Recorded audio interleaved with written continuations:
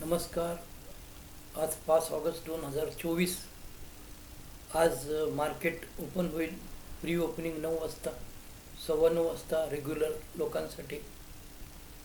तर आज तुम्हाला जो मी शेअर सांगणार आहे तो एका मोठ्या बँकेचा आहे, state bank of India, SBI हा जो शेअर आहे हा माझ्या मते 3 दिवसात चांगल्यापैकी ॲप्रिशिएट होण्याची शक्यता आहे आणि त्याचा रिझल्ट पण डिक्लेअर होणार आहे.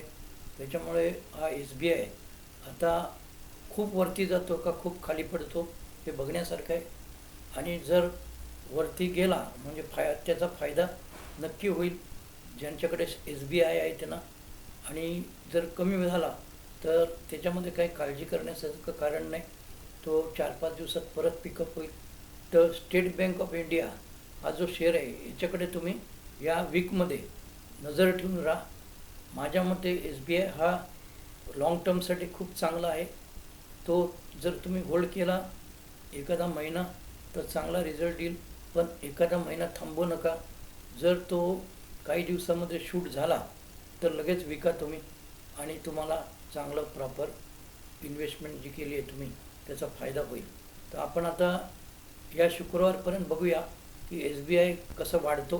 माझ्या मते आजचा उद्याचा दिवस फार इम्पॉर्टंट आहे स्टेट बँक ऑफ इंडियासाठी.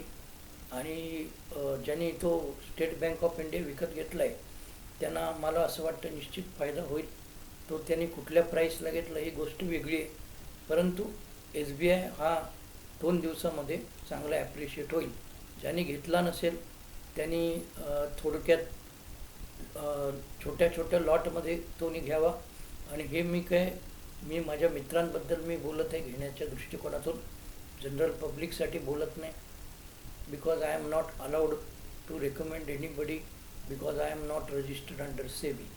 मी जे मित्र आहेत आमच्या जवळचे त्यांना मी सांगण्याबद्दल काही ऑब्जेक्शन नाही आहे आणि ते मित्र माझे वरचेवर व्हिडिओ बघत असतात. आपण बाकीचे लोक एंटरटेन म्हणून बघता असं मला वाटतं, तसंच चालू ठेवा. हा व्हिडिओ एंटरटेन म्हणून आहे असं समजा.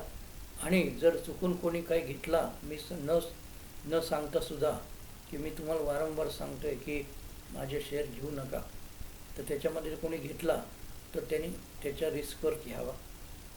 आणि आपण माझे व्हिडिओ बघता याबद्दल खूप खूप धन्यवाद, आभारी आहे. परत भेटू.